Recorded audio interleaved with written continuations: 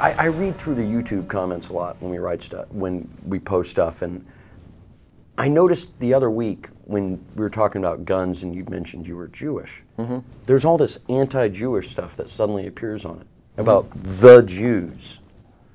And then when we did the piece on getting your foot rubs from a guy, there were people saying the gays. Right, yeah. Who are these people? I don't mean who are the people posting. I mean, ask yourself, if you're one of those people sitting at home thinking about the Jews, the blacks, the gays, the Muslims, just take a step back and find the specific Jews or blacks or Muslims, or because they're all really different. Like I'm only a quarter Jewish, so I only get like. Who's Jewish in your lineage? My grandfather was Jewish. On which side? On my dad's side. So I'm not technically, Supreme Allied Commander, Supreme NATO Allied Commander, Wes Clark, was half Jewish. Yeah. Really? Yeah.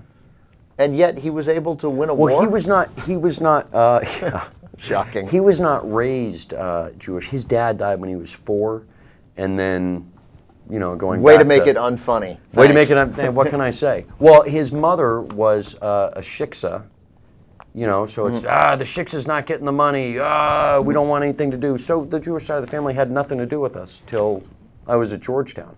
I didn't think about this in terms of other races or other ethnicities, but you read about it all the time, the black community. That's a big one, the black community. The black community. And Who is that? I was married to a black woman, and she was frequently objecting to the black community because she, didn't feel a part of it. I mean, she felt a part of being black, but she didn't feel a part of any specific black community. She didn't check with people. She frequently felt differently than what was the opinion assigned to the black community. But you're right. I mean, the Muslims, the Jews, that they have to think one thing. There's a monolithic way and of what they thinking. are we can talk about it in a bunch of different sectors, but part of it is our country. I mean, this country was a racist country, like officially a racist country for hundreds of years, and so it tended to look at people based on race, and we project that out to the rest of the world, so that like, oh, you speak for this group, you speak for this group, instead of saying, oh, all these people have all these different opinions, and let's try and get all. Because look, if you get any group of people together in a room, they're not going to agree. And stereotypes really don't hold water, really, for any group that I've seen. But it's very easy to do for a minority. It's comfortable for us to do it. But what happens is when you're in that, and I'll give you a Balkan example. Like what happened when Yugoslavia became all these different countries is you had little angry men jumped up in each country say, I speak for the Serbs. And you have, people like, I speak for the Croats. And, some people speak for the Bosnians. And what happens is... They all apparently have the same accent. But that's what's sick about it, is they all had the same accent. They all looked alike. They all, none of them were religious. But because people said, I am Serb, or I am Croat, you get the criminals who wind up running everything, and the racists wind up running everything, and then you wonder, oh, why do we have all this ethnic violence? Because if you allow people to be grouped just by whatever defining trait they have, you wind up having usually the jackasses are the ones who become the leaders.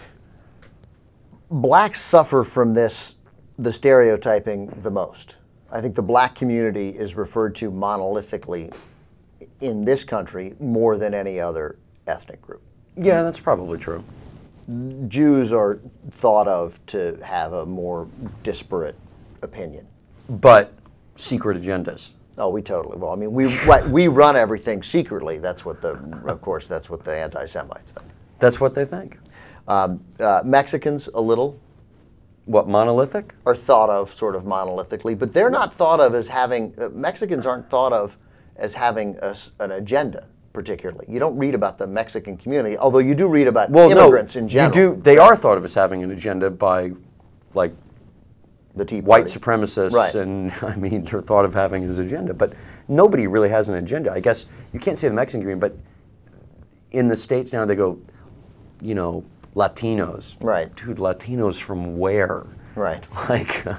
Mexico, El Salvador, Cubans. Puerto Ricans, everybody's different. Everybody has a different outlook within a larger group and within the smaller group. We make a mistake by putting so much emphasis on that in this country. Like, I understand why it was all desperately needed in the 60s and 70s because, look, the reality of business is a social enterprise. Like the country, this is going to be a newsflash, America's not really a meritocracy. Mm-hmm. And it doesn't matter what you did in school, it matters kind of who you know and what connections you have to put your knowledge to work. And if you're not allowed to be a member of the country club or, you know, whatever club it is, you don't have access to those people and you can never start the relationships to get a business. So all those things need to be broken down, but to assign special things to certain people, it always kind of gets me.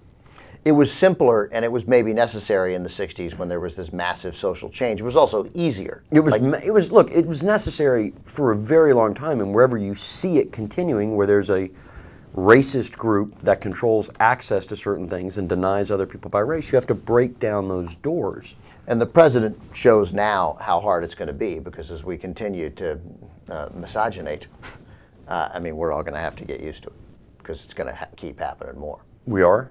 Yeah, man. Everyone likes things that are different. That's why everyone's, oh, California this. It's just, I always was a little weirded out because I grew up a lot in the Midwest and Europe and stuff, and then, you know, once I moved out to LA in '96 and then New York, and once I started working in the wind turbine business, going to the Midwest, I was like, man, there's a lot of white people around here.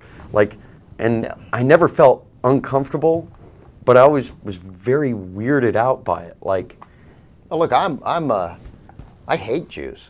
Really? Oh my God, I'm an anti-Semite. The Jews? I hate the Jews. Or just some Jews? Most Jews.